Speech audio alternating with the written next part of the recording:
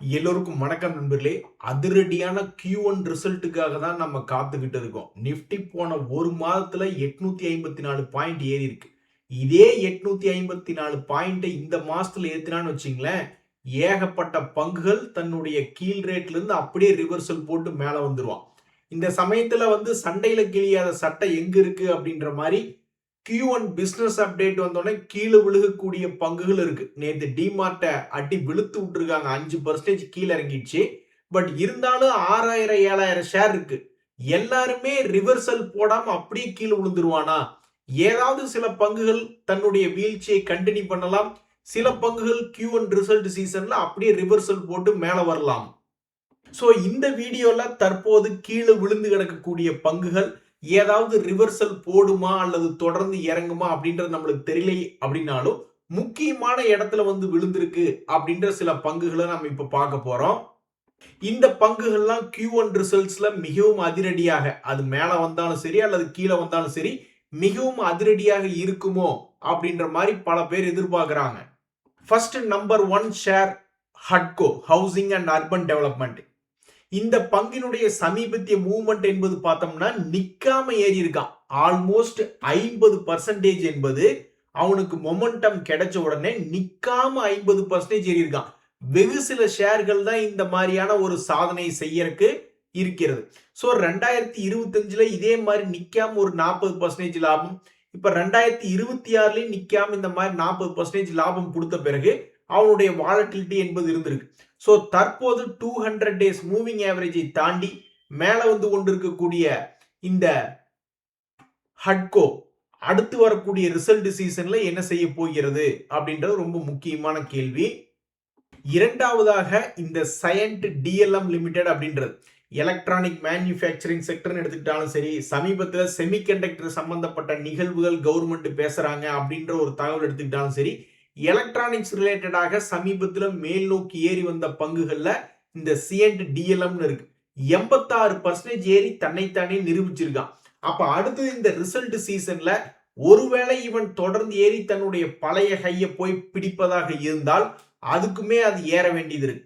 So தன்னுடைய வீழ்ச்சிக்கு போறதா இருந்தாலும் சரி, தன்னுடைய பழைய கைக்கு போறதா இருந்தாலும் சரி, மிகப்பெரிய ஒரு வாலட்டிலிட்டி இருக்கக்கூடிய பங்குகள்ல இந்த சிஎன்ட் டிஎல்எம் அப்படின்ற ஷேர் இருக்கு.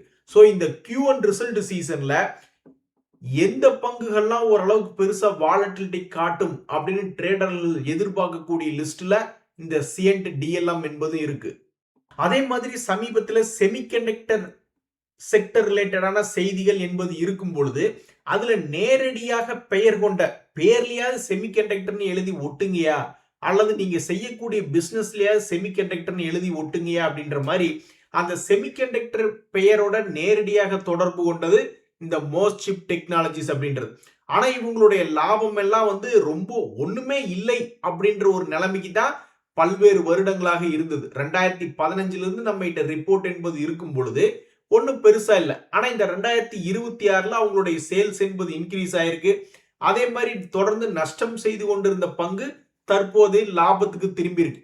இப்படி இருக்கக்கூடிய இந்த மோஸ்ட்சிப் டெக்னாலஜிஸ் அப்படின்ற பங்கு சமீபத்திய குவார்டர்லி ரிசல்ட் சீசன்ல ஏதாவது பிக்கப் ஆகி தன்னுடைய பழைய கை போறதாக இருந்தாலோ அல்லது தன்னுடைய பழைய லோ வர மாதிரி இருந்தாலோ மிகப்பெரிய வாலட்டிலிட்டி பங்குகள் இந்த Q1 ரிசல்ட் சீசன்ல என்னவாக இருக்கும் அப்படின்னு நிறைய ட்ரேடர்கள் எதிர்பார்க்கக்கூடிய எக்ஸாம்பிள்ஸ்ல இந்த மோஸ்ட்சிப் டெக்னாலஜிஸ் அப்படின்ற ஒரு பங்கும் உண்டு.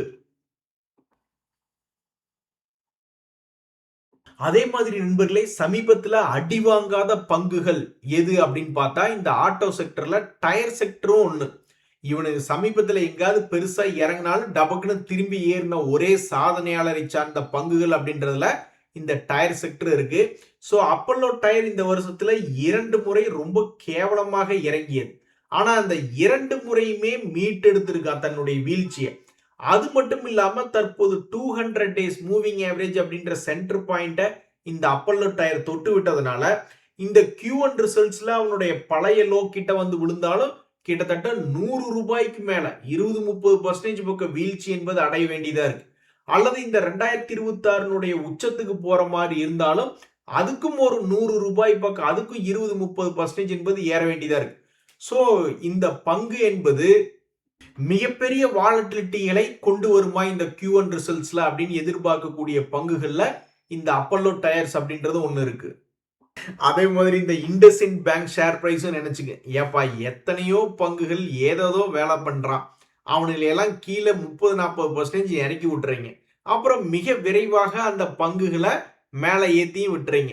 நான் என்னையா பாவம் பண்ணேன், என்ன மட்டும் இன்னுமே தன்னுடைய பழைய ரேட்டுக்கு மேல கொண்டு வர மாட்டேங்கிறீங்களே அப்படின்ற மாதிரி ரொம்பவும் பாவமாக தன்னுடைய ரிசல்ட் சீசன் காரணத்தினாலும் ஏதோ சம்திங் டெரிவேட்டிவ்ஸ் அக்கவுண்டிங்ல சம் எரர்ஸ் அப்படின்ற ஒரு காரணத்தினாலையும் இந்த பங்கு வந்து 2 முறை மிகப்பெரிய ஒரு கிராஷ் என்பது நடந்திருக்கு. அதுக்கப்புறம் கிட்டத்தட்ட ஆல்மோஸ்ட் 1 வருஷம் ஆயிடுச்சு. அந்த பேட் நியூஸ் இன்னுமா இருக்குது, அது மறையாதா அப்படின்ற மாதிரி இந்த ஷேர் ஹோல்டர்ஸும் கரெக்டா தன்னுடைய 200 டேஸ் மூவிங் ஆவரேஜ் அப்படின்றத தாண்டி ஒரு முக்கியமான ரெசிஸ்டன்ஸ்ல இருக்கான். ஆல்ரெடி இந்த வருஷத்துல மிகப்பெரிய ஒரு வாலட்டிலிட்டி என்பது இந்த இண்டஸ்இண்ட் பேங்க் பண்ணிருக்கு. அப்ப மறுபடியும் இன்னொரு 200-300 ரூபாய்க்கு ஏதாவது ஒரு பெரிய அளவுல வீழ்ச்சியோ அல்லது எழுச்சியோ வருமா அப்படின்னு எதிர்பார்க்கக்கூடிய பங்குகள்ல இந்த இண்டஸ்இண்ட் பேங்க் என்பதும் இருக்கு. இந்த இண்டஸ்இண்ட் பேங்க் அப்படின்ற பங்கு வேற F&O செக்மெண்ட்ல இருக்கு. அப்ப F&O செக்மெண்ட்ல இருக்கக்கூடிய பல பேர் என்ன யோசிப்பாங்க, இந்த இண்டஸ்இண்ட் பேங்க் இந்த குவார்டர்லி ரிசல்ட்ஸ் சீசன்ல ஏதாவது பெரிய அளவுல 100-200 ஏறுமோ, அல்லது பழைய லோ வந்து விழுந்தா கூட ஒரு 200 ரூபாய் பக்கம் கீழே விழுகணுமே அப்படின்ற மாதிரி இந்த இண்டஸ்இண்ட் பேங்க் பெரிய அளவுல ஏதாவது வாலட்டிலிட்டி செய்யுமா அப்படின்ற மாதிரி பல ட்ரேடர்கள் எதிர்பார்த்துக்கிட்டு இருக்காங்க. இன்னுமே எத்தனையோ எக்ஸாம்பிள்ஸ் இருக்கு, எந்தெந்த பங்குகள் Q1 ரிசல்ட் சீசன்ல ஏதாவது பெருசா வாலட்டிலிட்டி வருதா. ஆனா அப்படி பார்க்கிறதுக்கு முன்னாடி முதல்ல உங்க போர்ட்போலியோல இருக்கக்கூடிய பங்குகள் எவனாவது ஒரு Q1 ரிசல்ட் சீசன்ல பெரிய மூவ்மெண்ட் காட்டுமா அப்படின்ற நம்பிக்கை உங்களுக்கு இருக்கா? இல்லை அப்படின்னா கமெண்ட் பண்ணுங்க. அப்புறம் எதுக்காக அந்த ஷேர்களை நீங்க வச்சிருக்கீங்க, அது என்ன லாங் டேர்ம் அப்ஜெக்டிவ்ல என்ன நோக்கத்துல வச்சிருக்கீங்க அப்படின்றத தெரியப்படுத்துங்க. ஏன்னா நான் பார்த்த வரைக்கும் சமீபத்துல ஒரு 10-15% மூவ்மெண்ட் காமிச்ச பங்குகள் ரிசல்ட் சீசன்ல இந்த வருஷத்துல அப்படின்னு பார்த்தோம்னா 6000-7000 ஷேர் இருக்கும். ஆனா நம்ம அதை கணக்கெடுத்து பார்த்தோம்னு வச்சுக்கோங்களேன், ஸோ மொத்தமே கடந்த 60 நாட்கள்ல ஒரு 15% வாலட்டிலிட்டி காமிச்ச முன்னணி பங்குகள் அப்படின்னு நான் கணக்கெடுத்து பார்த்தேன்னா கிட்டத்தட்ட ஒரு 750 முக்கியமான பங்குகள் நான் எடுக்கிறேன் நிப்டி டோட்டல் மார்க்கெட் இண்டெக்ஸ்ல இருந்து. அந்த 750 பங்குகள்ல மொத்தமா 15% வாலட்டிலிட்டி காமிச்ச பங்குகள் எவ்வளவு இருக்கும் நீங்க நினைக்கிறீங்க? இந்த 750 பங்குகள்ல நான் பார்த்ததுல மொத்தமே 103 பங்குகள் தான். அப்ப நீங்க ஒரு உதாரணத்துக்கு 7500 ஷேர்னா ஒரு ரஃப் கால்குலேஷன் 1030 ஷேர்னு கணக்கு வச்சுக்கீங்களேன். அப்ப கம்பல்சரி நம்மள எத்தனையோ பேர், லட்சக்கணக்கான பேர் பல்வேறு ஷேர்களை வச்சிருப்போம். அதுல 750 ஷேர்கள்ல சமீபத்துல வாலட்டிலிட்டி 15% மிகப்பெரிய அளவுல ஏற்றம் இறக்கம் இருந்தது, ஹைக்கு லோக்கும் அப்படின்னு கணக்கு போட்டு பார்த்ததுல வெறும் 103 ஸ்டாக்குகள் தான். அப்ப நம்ம எல்லாருமே நம்ம போர்ட்போலியோல இருக்கக்கூடிய பங்குகள் ஏறி இறங்கும் பெரிய அளவுல அப்படின்னு எதிர்பார்த்தா கண்டிப்பா நம்ம எல்லாருமே ஏமாந்து போயிடுவோம். ஏன்னா கடைசி 60 நாள் தகவல் என்ன சொல்லுதுன்னா, மொத்தமே முக்கியமான நிப்டி டோட்டல் மார்க்கெட் இண்டெக்ஸ்ல 750 ஷேர்ல 103 பேர் தான் அந்த மாதிரி ஏறி இறங்கி இருக்கான் அப்படின்ற மாதிரி. ஒரு எக்ஸாம்பிளுக்கு நம்ம இப்ப அதுல என்னென்ன பங்குகள் ஏறி இறங்குச்சு அப்படின்றத நம்ம பார்ப்போம். பட் நம்ம போர்ட்போலியோல அந்த மாதிரி ஒரு 15% எதிர்பார்க்கிறது என்பது 7 ஷேர் வச்சிருந்தோம்னா எவனாவது ஒருத்தன் தான் அப்படி ஏறி இறங்குவான் அப்படின்ற மாதிரி நம்ம ஒரு கெஸ் பண்ணிக்க வேண்டியதுதான். 7க்கும் 7 அந்த மாதிரி 7 ஏறி இறங்குது அப்படின்னா உண்மையிலேயே அவங்க பெரிய அதிர்ஷ்டக்காரங்களா தான் இருக்கணும். சோ நம்ம பார்க்கக்கூடிய எக்ஸாம்பிள்ல முதல் share Sun Pharma advanced research company அப்படின்றது. இவன் 4 முறை சமீபத்துல 15% என்பது ஒரே நாள்ல ஏறி இறங்கக்கூடிய அதனுடைய ஹையும் லோவும் கணக்கெடுத்து பார்க்கும்பொழுது 15% என்பது மூவ்மெண்ட் என்பது 4 முறை காமிச்சிருக்கான். சோ அப்ப வரக்கூடிய மார்க்கெட்ல இந்த பங்கு பெருசாக கீழே விழுகுதா அல்லது மேல வருதா என்பது பொறுத்திருந்து தான் பார்க்கணும். அடுத்ததாக எம்டர்டெக், ஜேபி பவர் போன்ற பங்குகள்லாம் அதிக முறை ஏறி இறங்கியிருக்கு. சோ இந்த ஜேபி பவர் தன்னுடைய சென்டர் பாயிண்ட்ல இருந்து இந்த சமீபத்தினுடைய ஹை வந்தாலோ அல்லது சமீபத்தினுடைய லோ வந்தாலோ இதுவும் ஒரு பெரிய மூவ்மெண்ட் என்பது காட்டணும். பழைய ஹை, அதாவது இந்த ஒரு மாசத்துக்குள்ள இருக்கக்கூடிய ஹையை போய் திருப்பி தொடரணும்னாலும் 35% என்பது ஏறணும். இல்ல சமீபத்தினுடைய லோவை இந்த குவார்டர்லி ரிசல்ட் சீசன்ல போய் தொடரமா இருந்தாலும் 25% பக்கம் இறங்கணும். ஸோ சமீபத்தில் வந்து இந்த எம்டெக், ஜேபி பவர் பண்ற பங்குகள்லாம் மிகப்பெரிய வால்டிலிட்டி காமிச்சிருக்கான். அப்ப ஹெச்டிஎஃப்சி பேங்க் ஷேர் காமிச்சிருக்கா, ரிலையன்ஸ் ஷேர் காமிச்சிருக்கா, அவங்க எல்லாம் இன்னும் பெருசா இல்ல.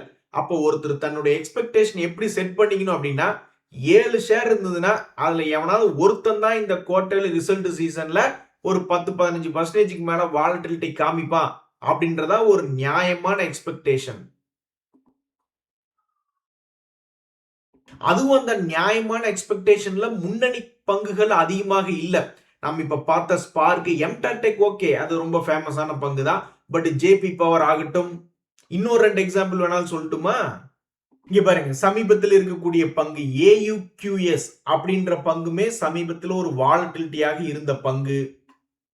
அதே மாதிரி ஷைலி என்ஜினியரிங் பிளாஸ்டிக்ஸ் அப்படின்ற பங்குகள் எல்லாம் நம்ம எடுத்து பார்த்துட்டோம்னா அதிகமாக பிரபலம் இல்லாத பங்குகள். ஆனா இவனுக்கு தான் 15% என்பது அதிகமாக ஏறி இறங்கிய எண்ணிக்கையில் ஏறி இறங்கிய பங்குகளா இருக்கு. நான் வேணா ஒண்ணு பண்றேன், அதிகமாக ஏறி இறங்கிய பங்குகளுடைய ஸ்கிரீன்ஷாட்டை வந்து தம்ப்நெயில்ல போட்டு விடுறேன் பாருங்க. எந்தெந்த பங்குகள், அதாவது அதிகமாக ஏறி இறங்கிய பங்குகள் அப்படின்ற செய்தி நிப்டி டோட்டல் 50 இண்டெக்ஸ்ல சமீபத்துல. சோ அந்த நியூஸ் உங்களுக்கு உபயோகமா அப்படின்றத பாருங்க. அதை பார்க்கும் பொழுதே முன்னணி பங்குகள் 15% ஏறி இறங்குச்சா, அல்லது நிப்டி 7 டோட்டல் இண்டெக்ஸ்ல இருக்கக்கூடிய 750 பங்குகள்ல மூளையில நம்மளுக்கு அதிகமா தெரியாத பங்குகள் ஏறி இறங்குச்சா அப்படின்றது தெரிய வரும். இன்றைய தவணைத்து உங்களுக்கு உதயம் எனக்கு மகிழ்ச்சி. ரொம்ப நன்றி, வணக்கம்.